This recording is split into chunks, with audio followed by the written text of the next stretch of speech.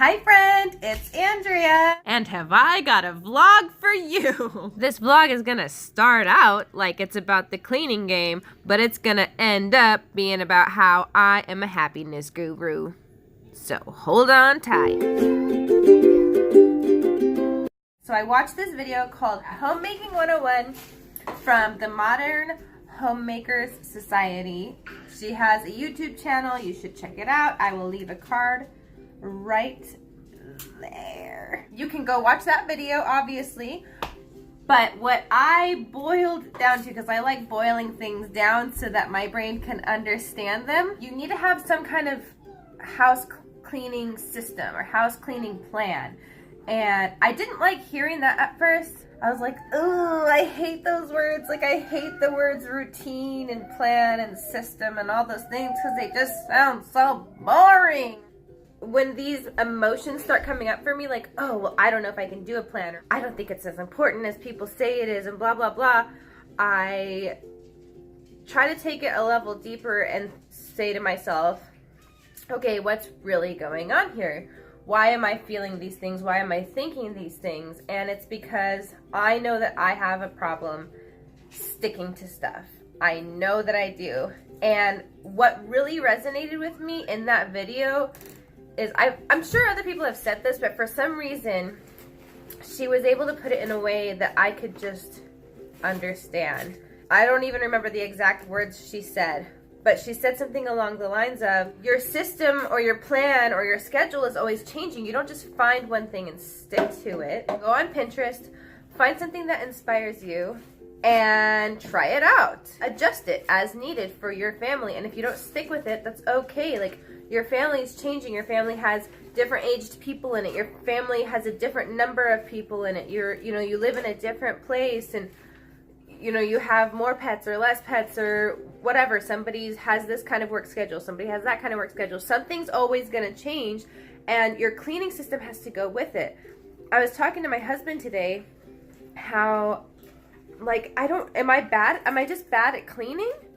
Like, I know I'm not bad at cleaning because I've kept a house before. I mean, maybe not like the most immaculate in the world, like definitely not to the level of like how my mom used to keep house, but never like how this is at this house. And I said, is it me? Is it the kids? Like, what is going on? And I think there's a factor here that I wasn't considering before of just, we don't really like where we're living that much. I mean, I'm very grateful to have a home. I'm grateful to have somewhere where I can keep my things, somewhere where I have access to electricity and running water. I am grateful that I have somewhere where I can be warm and out of the cold and dreary weather. But this house, which is the best thing that we could find in the time that we were given and with the budget that we're working with, and it's just not what we're used to. You know what I mean? Like, I guess that's the nicest way to say it without sounding like a spoiled brat. It's just not what we're used to. I mean, we lived in Texas for the past 4 years. We lived in this huge, beautiful house. And our mortgage costs about the same as it does to rent this place, which is like tiny and old. And even when it's clean, it looks a little bit gross. I have been really learning about myself for the past couple of years. And it's taking off more and more. Like, it's accelerating as we continue. And one of the things that I've learned about myself is I don't like doing things unless it's fun. And that's why I try to make myself feel excited. And it's really easy for me to get down on myself, which I am learning how to combat that as well. But like you guys have seen, I've had a couple comments on the dishwashing thing. Don't feel bad if you know that you're one of those people who made the comments about like the dishes and stuff like that. Like, I've had comments from people about like, oh, like, you can't really be that okay with how messy your house is, or like, you can't really be like that excited to like have dishes to wash, and you can't, you need to have like a little bit of organization in your home. Like, there needs to be a balance. And like, I know those things, guys. I'm not saying that my feelings are hurt or anything, but the point is, with all of the comments that I've been getting and learning myself, knowing how my brain works, and knowing what I need out of a house cleaning system. I'm using all of those factors to come up with not a cleaning system, not a routine, not a schedule, but a game. Check this out. We got this room pretty clean. Oh, well, thus is life with kids. We have a little playing pile going on. But this room was really messy. I mean, look, we've like decluttered. We've taken a whole bunch of things out of here. The only thing left of this drawer is like these play figures because we wanted to keep them here since it was really cluttered up here. We took a bunch of stuff out of the closet, and so it looks nice in there. We made a little curtain. I know it doesn't look fancy. We like using what we have on hand, and this is what we had on hand, and that way you don't have to see the clothes hanging up and it look all cluttered. We made the bed with what we had. We just, how I tell the girls is you just put the pillows nice and you lay some blankets down flat and it looks like a made bed. So obviously it's not perfect, but we had a goal to not leave that room until it was clean. That was the cleaning game. And it's not the most fun game in the world, but it is a game that is effective. If you've played enough board games, you know one of the first things that you read in the instruction pamphlet is the object of the game. And at first I actually wrote this down because I was like, I want to live in a house where I'm not frustrated at how messy my house is, and I'm not frustrated with my kids that they're so messy. Like, I don't want them to have some weird complex about being messy when they're not, and I shouldn't give them a hard time for not keeping the house clean when I'm just as responsible for that. And anyway, I'm rambling off, but the objective of the game is to keep the house clean, but it's also to have fun together.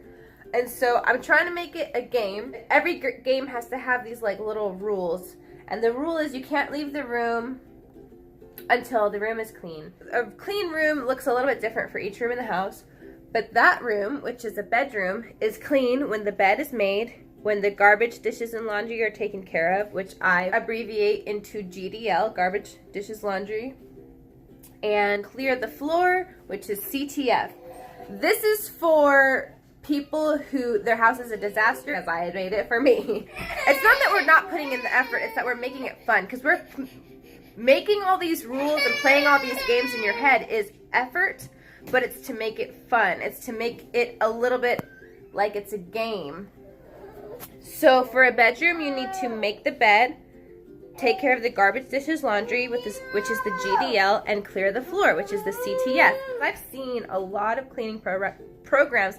I've seen a lot of good ones, but there's just none that I can stick to because they're not fun enough. I have to make it a game. I don't want to call it chores. I want to call it the cleaning game, because if it's a game, I could play it all day long, baby. Bailey didn't play because she's having a lazy day, which is fine.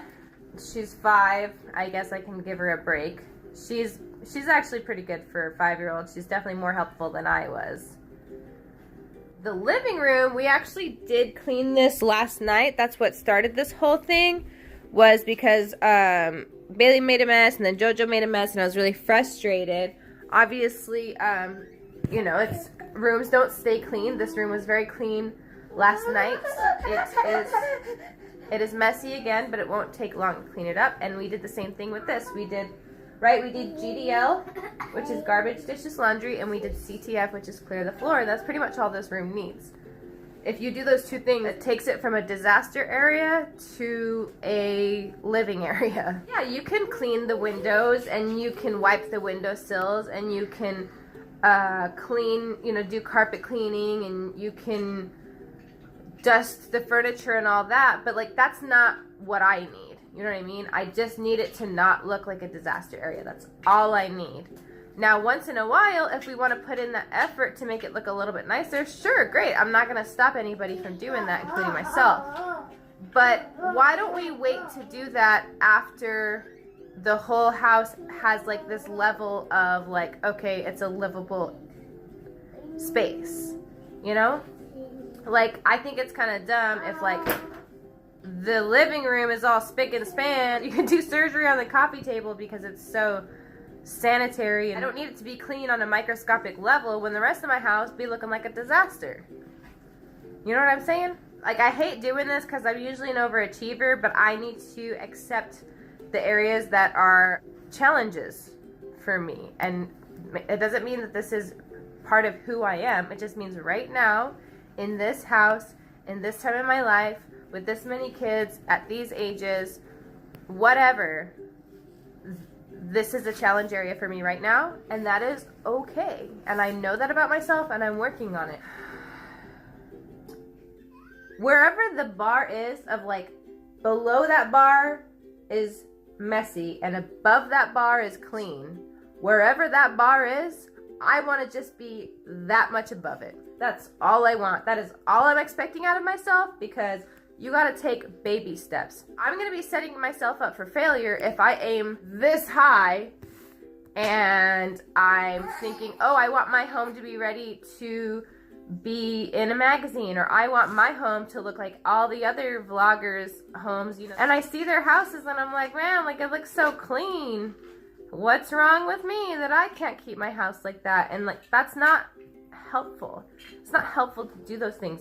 And that is certainly not what they wish I was thinking. You know what I mean? No vlogger out there is like, oh, I'm going to keep my house nice, and I hope that anybody watching it who isn't keeping their house nice feels bad about themselves. Nobody thinks that.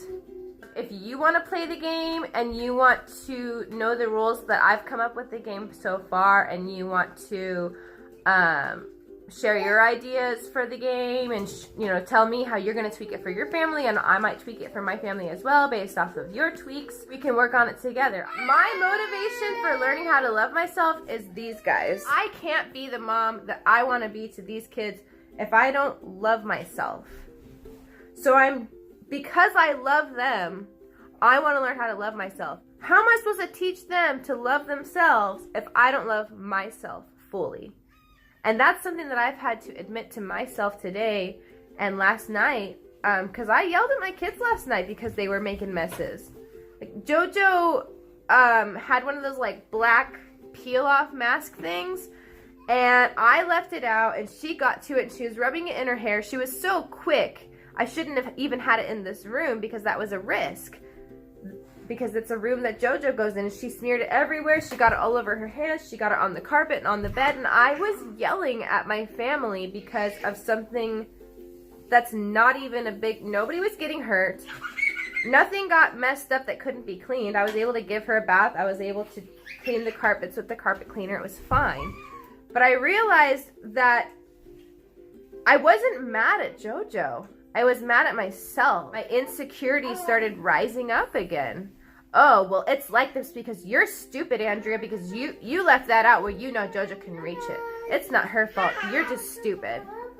And, oh, well, now you're even more stupid because you're making a big deal out of something that's not even a big deal. You're making your baby cry because she sees how angry you are when she was just being curious.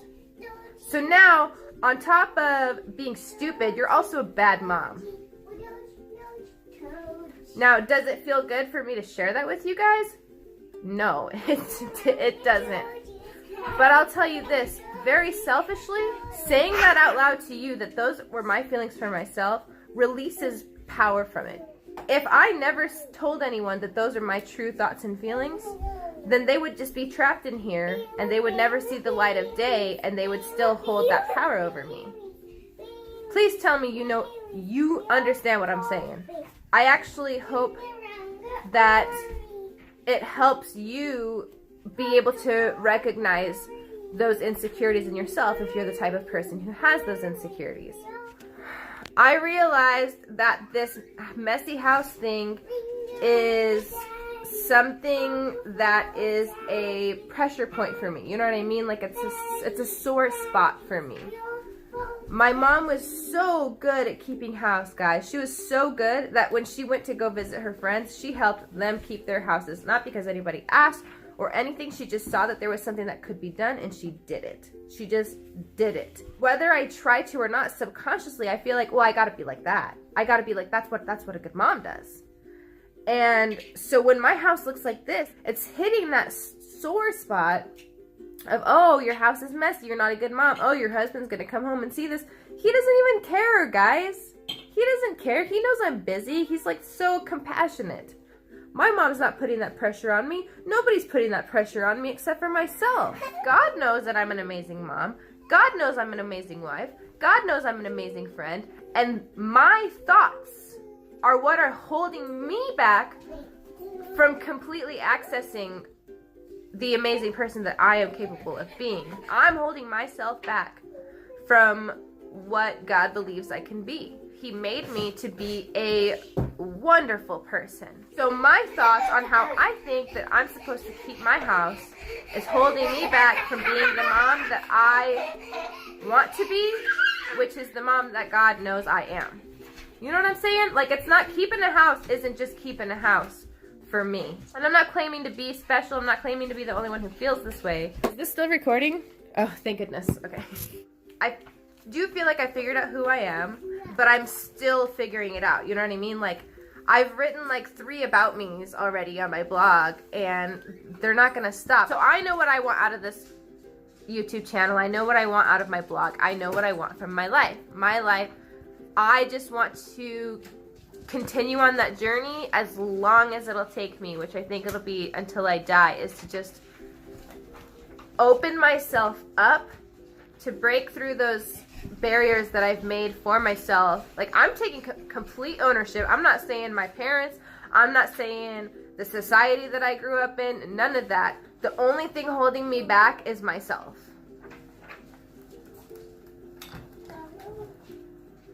From doing this, I want to learn to open myself up to what God has in store for me and my life and my family and my children. Now, what I want for you, people who watch this, tell me what you want from watching me, because I can guess and guess all day, and sometimes I might get the guesses right, sometimes I might get the guesses wrong, but if you tell me what you want from watching this, I would love to try to give it to you. Okay, I'm not making any promises, but tell me what you want in the comments on Facebook, and if you're a close friend or family, send it in private messenger if you don't feel comfortable putting it out there in the public.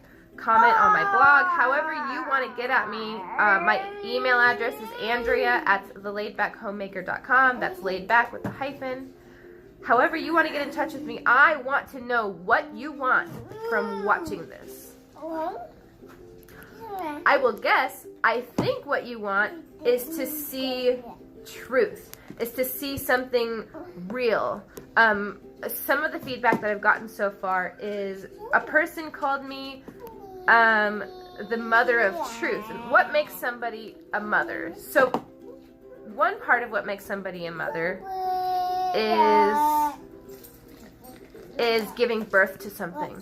Don't get me wrong, there are lots of amazing, better than me mothers that never gave birth to a thing. Physically at least. But truth isn't a physical thing, right? It's all in the mind. It's all in our perception, okay? And the mother of truth has given birth to that truth. And when you give birth to something, it's after you've been creating it for the past 9 months or how long your gestation period is. And right now, I am the mother of truth.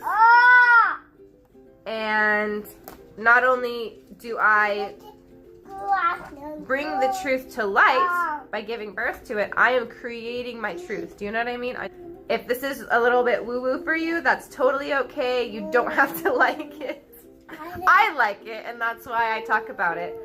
Another thing that makes somebody a mother is they nurture. Moms nurture. They take care of things. So once this truth has come out, and it's kind of in every phase at once, right? It's being created, but it's also being nurtured for at the same time. I mean, even when you're pregnant, you can nurture something. You can nurture the baby that's within you by taking care of yourself. So I can nurture the truth. If there's things that I feel need to be discussed with other women, or things that are on my mind that I want to figure out and dissect, and I want to care for the truth, I want to take care of it and make sure that it comes to fruition and that it is fully actualized. Mother of truth, like, I do not take that lightly. That is a freaking huge compliment, and I take it as a big responsibility. Jojo. The other thing I've been called is a happiness guru. When I first heard that, I took it as like, oh, well, you have it figured out, like you know how to be happy. But that's not necessarily what a guru does, right? It's a guru is somebody who has dedicated their life to learning about this one thing. You know, like a love guru, they haven't got it all figured out. It's just that they've dedicated all of their time and attention and energy to learning as much as they can about love and continuing to learn about love and sharing what they've learned with others. But what makes me a happiness guru is that I am giving all of my attention, I'm giving all of my time and my energy to figuring out what happiness means for me and sharing it with others, especially my own children. Jojo, you know you gotta go potty to get those M&Ms, right? I'm sharing what I'm learning about happiness with my kids first and foremost, but I also want to share it with you. And I also want to learn from you. You know what I mean? Because I'm a happiness guru. That's what I do. I learn about happiness. So tell me what makes you happy. And tell me if there's something that I can do to make you happy. I know that I can't make everybody on this planet happy. It's a full-time job just trying to make myself happy. But if you tell me, and it's something that I think I can make feasible, I would be so happy to do it. I would be honored that you asked me to do the thing that you think might make you happy, okay? Now, I was going to make this video about you watching me prepare our office for a guest. I don't know when my husband found out we were going to have a guest, but he just told me like a few hours ago. So I need to make an area nice for this person. I've never met him, but my husband speaks of him in high esteem. So I do want to make my house nice for him. Maybe I'll take some before and after pictures, but I don't think I'm going to make this a video of me cleaning that room and what that process is, because I'm probably going to cut a lot of corners anyway, because I want to try to just do it fast. If you want to see those photos, find me on Facebook or Instagram. Most of my photo type content, I try to put it on Instagram because I like just getting like a few good pictures, like one or a few really good pictures, and, you know, editing them, making them as nice as possible, framing them, putting a good filter on them that really brings out the best parts of the photo. That's what I like to do for photos. Instagram.com/thelaidbackhomemaker. If you like this video, let me know by clicking the like button. You don't click it just because you think it'll make me happy. Click it to show me that you like it. I think that's what that button was invented for. I would love if you shared this video with other people that you think would like this kind of content, and that way if this is something that they want, they can give me some input on what they want out of it too. Like, okay, I like this, but I would like more of this from you, or I would more of this from this channel. So share this video with anybody who you think will like it. Please comment, tell me what you want out of this channel. Tell me what makes you tick. If you found this video because somebody shared it with you and you like it and this is something that you want to watch and continue to see how it progresses, hit the subscribe button. And if you want to be the first one to know when I upload a new video, then hit the little bell icon that shows up after you've subscribed. I really, really look forward to reading any comments that you guys have for me. Jojo just did a somersault off of the chair onto Aria's head. I think I have to go. I love you all. Thank you so much for watching. Have a good day. Bye. As you can see, I'm also on Facebook, Pinterest, and Twitter. I have 2 Facebook groups as well. One is for laid back homeschoolers, and one is for mom bloggers and vloggers. If you want to look at my blog, or if you want to learn more about the cleaning game, go to thelaidbackhomemaker.com. Have a great day. Bye.